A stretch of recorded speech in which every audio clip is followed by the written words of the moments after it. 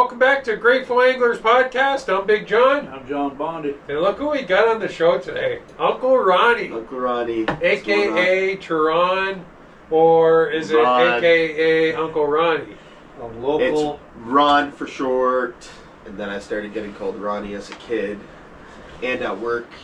And it just branched off from that. So we got two things on the show today, guys.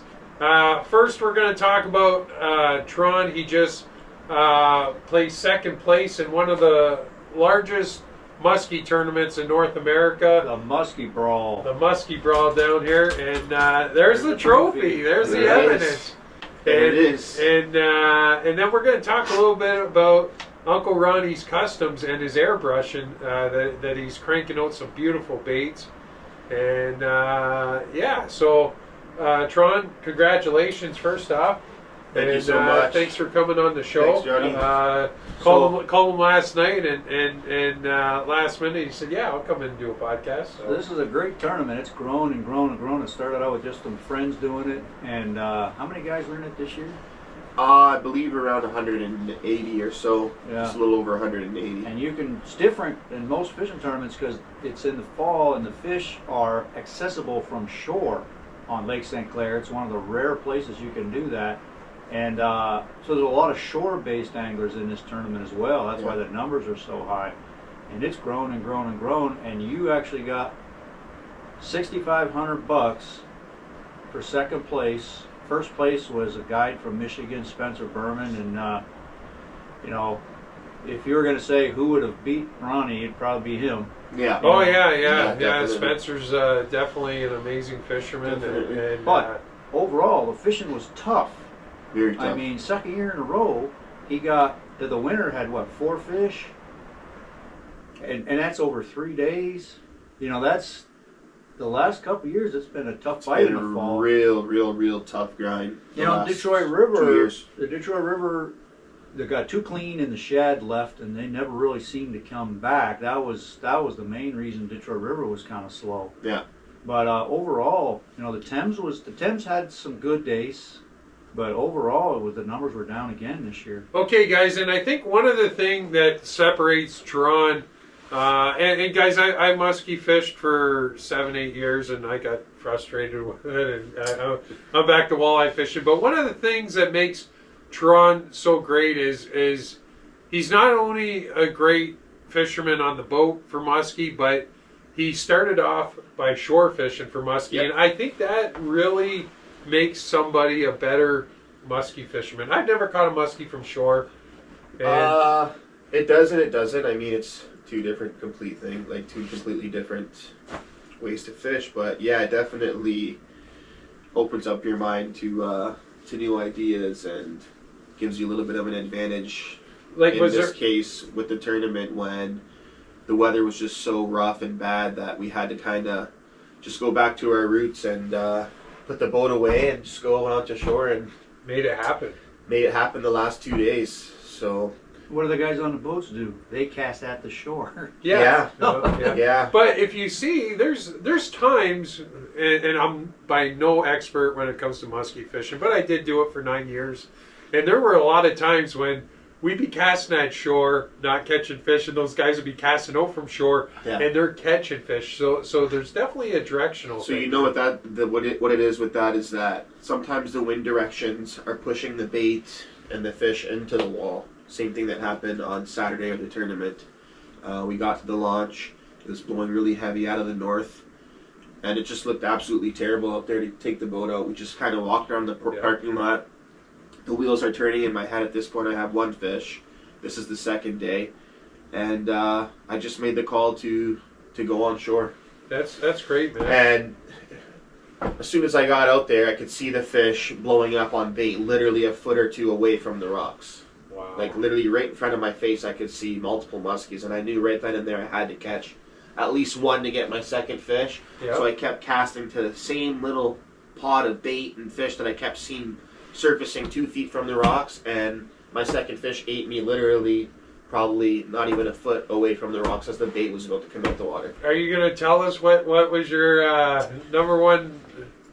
This is There it is. So day 1, We got one on the Coach Dog solid body. This was really hot for me in Bell River. Pretty much all of fall casting. Oh, one's on me. He's on it. He's on it. Got him. And then the Bondi Royal Orbus. This one's Slump Buster color, it's called. So it's like a black body, white belly, and kind of chartreuse tail. I left a little bit of white on there. And then I had the orange blades on there for a little extra razzle dazzle. You got any like that? Well, you guys will definitely get some for sure. Yeah. It was really stained water, so I mean, the spate will stick out. It's got the orange blades, throws off a lot of vibration, and I caught 4 muskies on this bait.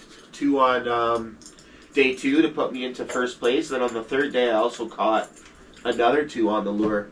They were just not big enough to bop me up, so I kind of just released them and kept going. That's cool that it's satisfying that you caught them on baits that you painted up. Yeah, definitely. Yeah, all the lures I casted for the tournament were painted by me. And what over the years, what got you into airbrush? And like what said, hey, I'm just gonna pick up an airbrush and start doing it myself? It started with a few buddies. At Restless Rider there, Kyle and Matt. We were in the garage one day, and they were painting up riders, and I always wanted to try. Like, I always see custom baits, and I would order custom baits from all the different bait companies, you know. Yep. And I would start watching YouTube videos on it, and I just I went to the shop with them into the garage and started screwing around with the airbrushes the one time, and it just took off from there. I went and ordered a bunch of new stuff for myself. So you're pretty much self-taught, and you picked it up quick, because I played around with an airbrush, but I'm no good at it. I learned it all on YouTube, right? So if you go on YouTube... You told me it took you a couple years to really get it to where you were a master at it, and as far as the paint not coming off too, that's a big problem. So year 1 and 2 were pretty tough, because it's like the paint that you're using for this is so... It's like a very heavy solvent-based paint, and you have to learn exactly how to tweak it and thin it down and everything. So it takes time to learn how to do it like completely perfect. And now I'm like very good at it. Master at it. I wouldn't say the master, but definitely got a lot better at it. So back to the tournament, and guys, Tron's got a beautiful family, beautiful young daughter at home.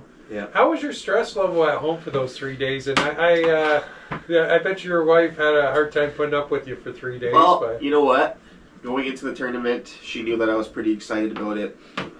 We had a rough year this year. My daughter was sick, so we spent a lot of time in the hospital. First 3 months of this year, we were in the hospital, and my daughter started getting well from spring on, so she's doing great now.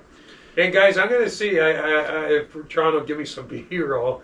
He's actually got footage of his baby on the boat with him muskie fishing this year. So that's she's already a diehard muskie fisher woman. Yeah, she came out in the summer, and we went 7 miles offshore, west to the dumping grounds, way out in the middle of the lake out there, past the dumping grounds, and we found fish right away. And my goal was to literally just catch one with her on the boat, with the GoPro rolling, everything's rolling.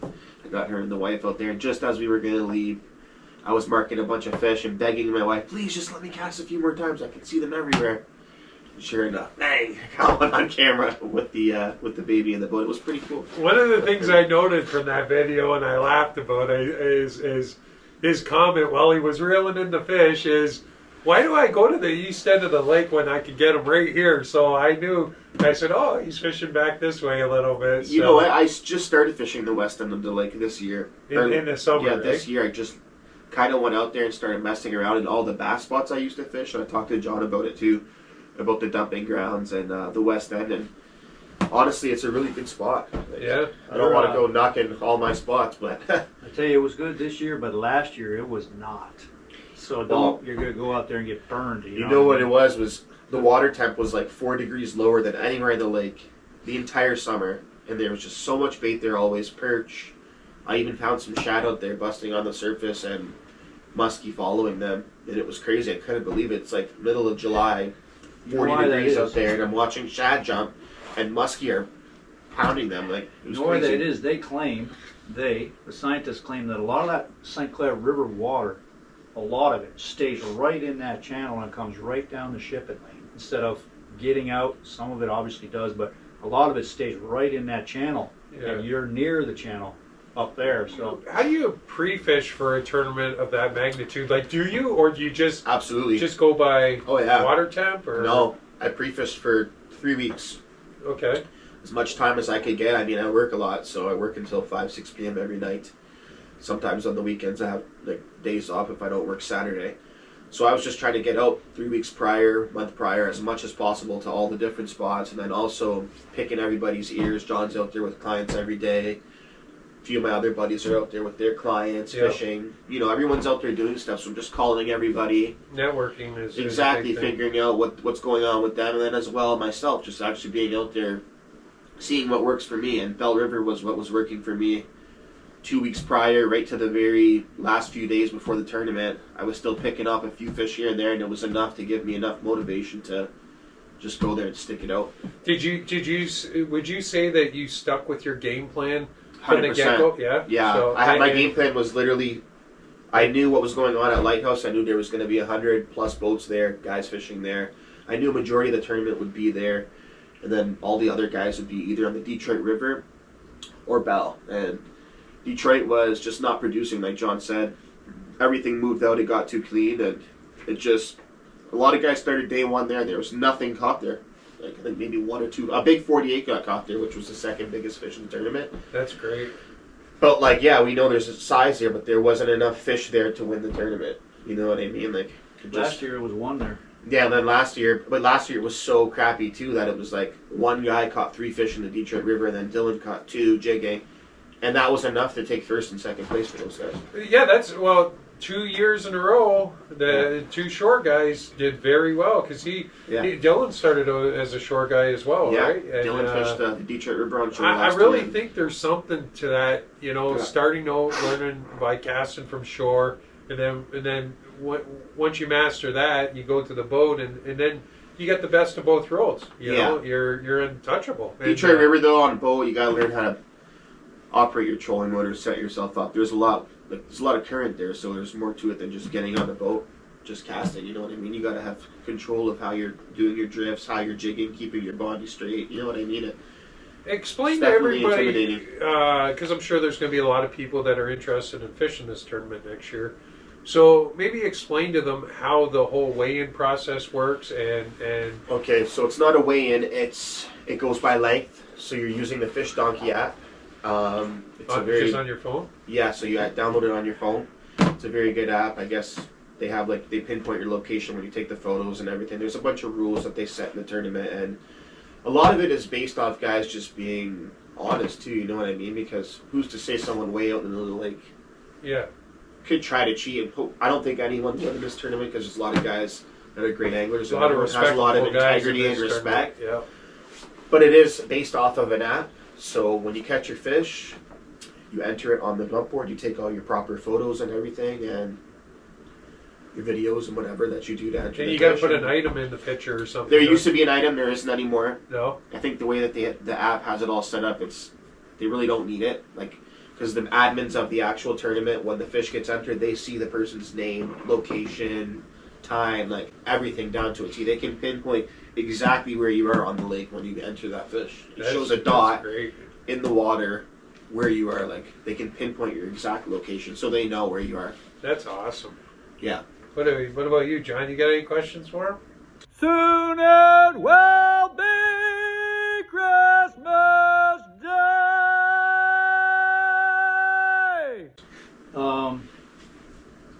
Just tell us more about your painting business.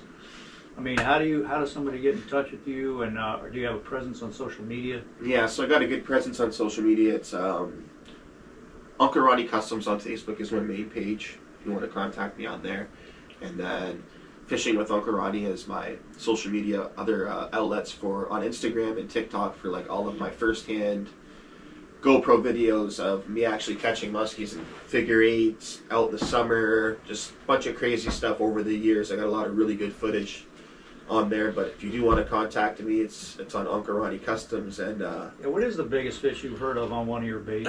The biggest fish I heard of on one of my baits, There was a 54 and a half, I think it Wow. was, in Georgian Bay. Bruno got that one on a custom Restless Rider. I painted him. And then, who else was it? There was somebody in Minnesota. I forget who it was, though, but they got like a double nickel. It was a really nice fish on an Orba casting in the night. Do you think it mentally, say you create a custom lure for some individual that's their specifications and they drew it out or something? Yeah.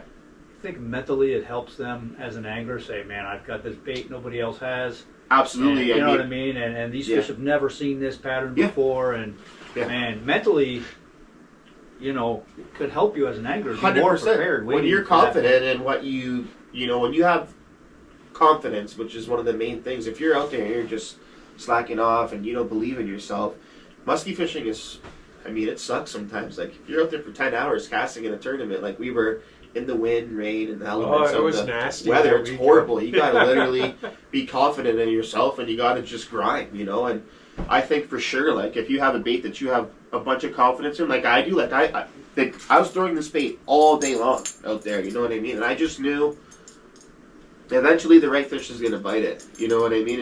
And I think the trick It's a confidence thing too, right? Like, that tournament is you being well-rounded and knowing that, okay, I had to switch from the boat to shore fishing this day. yeah, I mean, Because you're going to be more level-headed on ground. yeah, It's rough, it's nasty, and in these kind of conditions, I'm switching it up.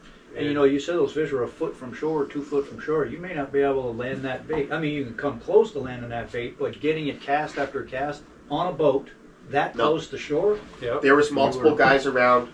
They could not catch fish. They were staring at us on shore because eventually a window opened up later on in the day, and a few guys on the shore caught. Once they see me enter the fish in the morning, a few guys, like, because they can see where you are too, right? If they look in the background of the photos of me holding the muskie up, they're like, oh, I know exactly where he is right now.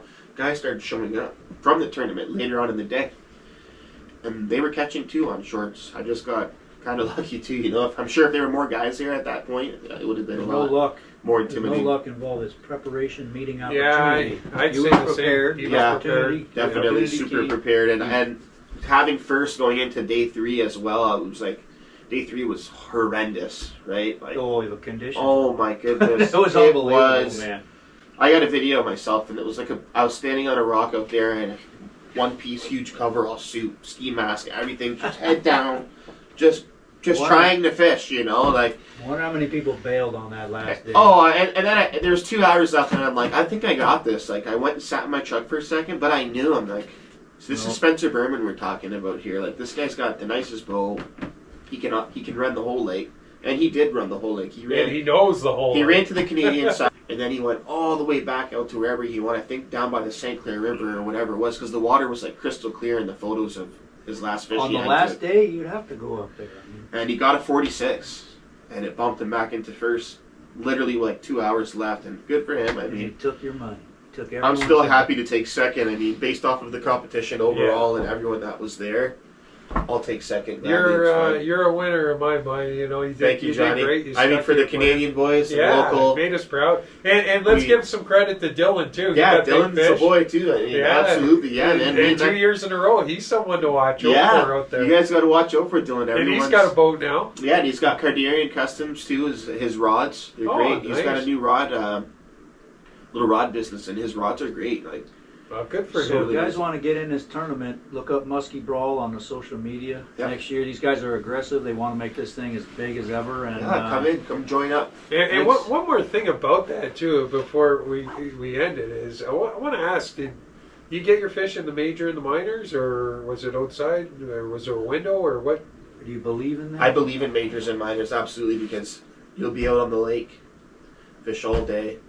Fish. Sometimes the minors don't really produce, but I've definitely seen like the major start or right before the end of the major. We've caught like there's always windows with musky fishing, right? Bite windows, and I've definitely seen a bunch of huge bite windows happen during the major. I find a lot of 100% problem with us over the years is we got so You can't obsess over Yeah, it. we obsessed into No. it, and then it was like you would have your lunch and stuff outside the window, and I'm thinking, No. maybe we should be recasting right now, you know? Yeah, some guys are a little over obsessive about the majors and the minors. I mean, me, I kind of just take a peek, and then I know, okay, from 3 to 6 today, we better I not followed stop it. casting I at all. followed it. One year I followed it every fish we caught, and about 35% of the time it was spot on. Everything we caught was in that major. Yeah. Yeah. And then, but there was another portion of time where it didn't matter. The whole day was even, but there was about a 10%, 5 or 10%, where you were catching fish, and when you hit that window, it all shut down.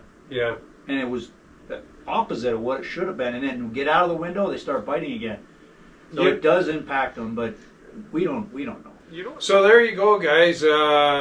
Never underestimate shore fishing, because this year it worked out for you, and We did day 1 on the boat. yeah, I did day 1 on the boat, and, Yeah. and I saw a video of that. I saw you guys are having your lunch on the boat, and it looked nasty out there. But Yeah. what do you got going on at the shop this week, John? Ice Anything fishing, new? man. Ice fishing stuff's up, and we got one ice fishing hut left. We're gonna have all kinds of bait coming this week. We got, how much ice did you see yesterday at the ramp? 2.5 inches. I'll throw a little B-roll in here. I got some guys breaking ice to go perch fishing. So you can still get out on yesterday. your boat, but the canals are starting to get ice. So. It was so thick that there was a hole that somebody must have broke out the day before, and then that night, that when they were turning their boat around, the guy was actually walking on the ice to get his boat, the bow of his boat, turned around. Okay. Yeah, and, Oh, wow. and yeah, it's so. Is I'm that not Colchester? saying go walk on the ice today, but they were on the Next Is ice. that at weekend. Colchester? No, this was LaSalle. Oh, You okay. look about 10 days from now, look at that. It's going to be frigid. And I talked to Chris yesterday. He said yesterday morning, he said you could see ice out on Lake St. Clair as far as you can see At the mouth of the at the river. mouth. And I imagine it's not thick, but still, it's there, right? So Yeah. Yeah, we're going to be making ice here in the next few weeks for sure, big time. yeah. If you look at the forecast. Definitely, it's below 0. It's That's done. it for Muskie Muskie. season was done a week ago. This is a normal winter now. Yeah, Well, I hung up the gear a week ago. I know some that's cool, and hopefully John gets some in his store this winter. Is Yale came out with a new? It's called Lil Wrecker, Yeah. and they are awesome looking. I think they're going to be a game changer for not only trolling with lead core and that type of thing down rigging, but also I think they'll be good for hand lining. I haven't got all the specs yet for the dive curve on them, but they're like a little bit smaller than the Moon Eye, and they're beautiful looking. Yeah, So we'll have them in here. yeah, We are having our open house here at Bondi's Fishing Shop. Again, first Saturday of March break. Just one day this year. Don't miss out. yeah. Rain, snow, sleet, ice, Tornado. tornado. Get to the Tomorrow shop. Soon. Get to the shop. Maybe Get down here. Uncle Ronnie's going to have a booth this year. Yeah, we'll have the baits here. Well, all the baits will painted be up. here. I There's would lots of love there's a that. whole wall of Uncle Ronnie's in this shop. Right back there. There If you go go. on the site. They're on the site too. Big Johnny's down. So you guys want to come in and meet this stallion? Come on down. You'll be here at the show, eh? Oh, All right, yeah. guys. Well, until next time, keep fishing and be safe on that ice. Yeah, yeah. Cheers. Cheers. See ya. We're out.